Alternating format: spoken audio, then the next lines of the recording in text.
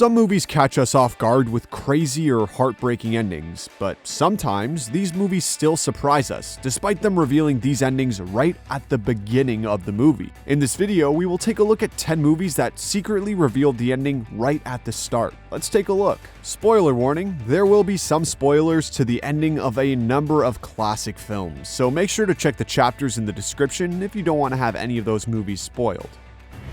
David Fincher's Fight Club has become a cult classic over time, with the twist ending that Tyler Durden is actually a figment of the narrator's imagination being seen as one of the best twists ever. But in hindsight, the twist shouldn't be all that surprising, and there are actually a number of clues that Tyler is just a creation of the narrator, such as small glimpses of Tyler flashing onto the screen before the character's introduction, with one of the most obvious ones being the moment he appears right in front of the narrator's eyes as he watches the Bridgeworth Suites commercial. But the narrator basically gives us an explicit warning that Tyler is just a creation of his when he says the line, "With insomnia, nothing's real.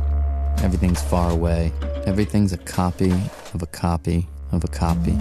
foreshadowing that the events that take place in front of our very eyes should just be taken with a pinch of salt.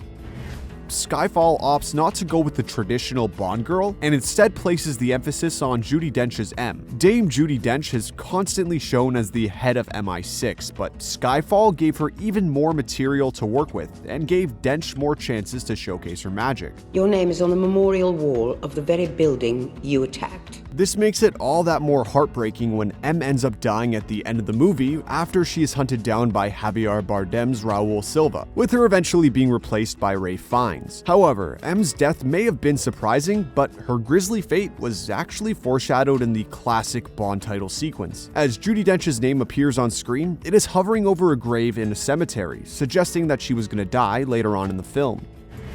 Ari Aster's creepy and psychedelic daytime horror movie, Midsommar, ends in a shocking and visceral way, with Dani becoming the May Queen and effectively sentencing her boyfriend Christian to be burned alive as the cult cleanse themselves and atone for their sins. However surprising the ending might be, the movie actually reveals the entire plot in the opening mural, from the moment Dani's family dies all the way to her transition to the May Queen, even capturing her unsettling smile. In fact, all the murals in the movie hold significance and have subtle hints to the plot, such as Christian's experience in Harga and the fertility ritual. There's a mural that depicts the death of the elders as they jump from the cliff face, as well as the mural depicting the maypole dance. Oh god. Here we go! Like Midsommar, Shaun of the Dead is another movie that lays out the entire plot without us even being aware, although it does it in a much more hysterical fashion. It takes it to meta levels as Ed unwittingly lays out the entire plot to Shaun, saying, "We'll have a Bloody Mary first thing, a bite at the king's head, couple at the little princess, stagger back here, and..." Back at the bar for Shaun. During the movie, they do end up killing a zombie called Mary. Shaun's stepdad ends up getting bitten in the head. They also pick up Liz, David, and Diane, pretend to be zombies as they walk back to the Winchester, and use the rifle that the pub gets its name from to shoot zombies. Who knew at the time that Ed, which can even be seen as short for Edgar, was telling us the whole story then and there? Martin Scorsese's The Irishman is an epic gangster movie that chronicles the life of Robert De Niro's Frank Sheeran, a real-life person who has claimed that he was responsible for the death of Union leader Jimmy Hoffa. If you weren't aware of Sheeran or of Hoffa before watching the movie, his involvement in Hoffa's disappearance may have been a surprise for many, but the moment is actually foreshadowed early on. During the opening monologue, as Sheeran explains the term painting houses, the action cuts to a quick, blink and you miss it, distorted shot of Hoffa getting violently killed by his one-time close friend Sheeran. One of 1,000 working stiffs until I wasn't no more. While the movie has a whole lot of different subplots inside its over 3-hour runtime, the main focus of the movie is Sheeran and his relationship to Hoffa, up until the moment he allegedly kills him.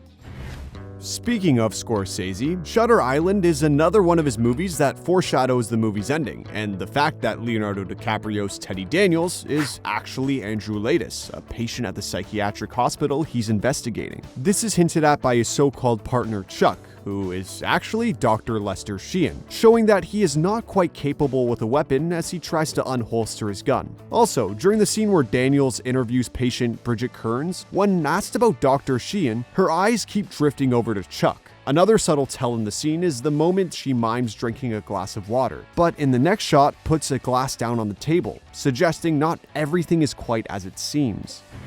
Shawshank Redemption is one of the most beloved movies of all time, with it still being rated as one of the best movies ever on IMDb, and is certainly an all-time classic. Because, let's face it, who doesn't love the scene where Andy escapes and revels in the rain? It's iconic! To get out of prison, Andy uses the rock hammer to break out of his cell, eventually tunneling out through the prison's pipe network. But this ending is actually teased early on in a subtle line of dialogue.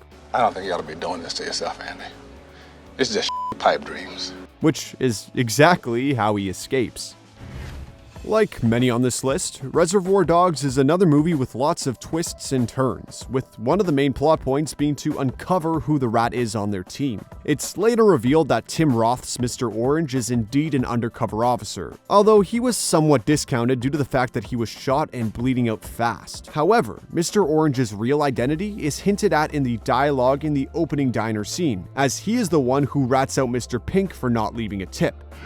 Who didn't throw in? Mr. Pink. Mr. Pink. Why not?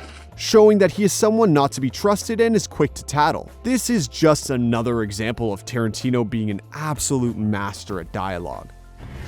The Prestige is arguably one of Christopher Nolan's most underappreciated movies, and what makes it so good is the twist at the end that Christian Bale's Alfred Borden is a character conjured up by two identical twin brothers, with both of them switching roles and using their appearance to pull off the fabled transported man illusion. But this twist is actually foreshadowed earlier on in the movie, as he explains how he pulled off a similar trick by using two identical birds. But where's his brother?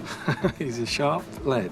The best magic tricks? It's all about misdirection, although the answer was right in front of our eyes the whole time. We were too busy embroiled in the magician feud between Christian Bale and Hugh Jackman that we missed the absolute obvious answer. Saving Private Ryan is one of the best World War II movies of all time. Although many remember the D-Day landing scene as the movie's opening, the movie actually starts off with an elderly war veteran, who is, of course, Private James Ryan, looking at a tombstone. It's not clear who exactly the grave belongs to, although Spielberg makes sure to subtly imply early on that it belongs to Tom Hanks' Captain Miller, as the scene cuts to a close-up of Miller, who, of course, sadly dies at the end of the movie defending the bridge.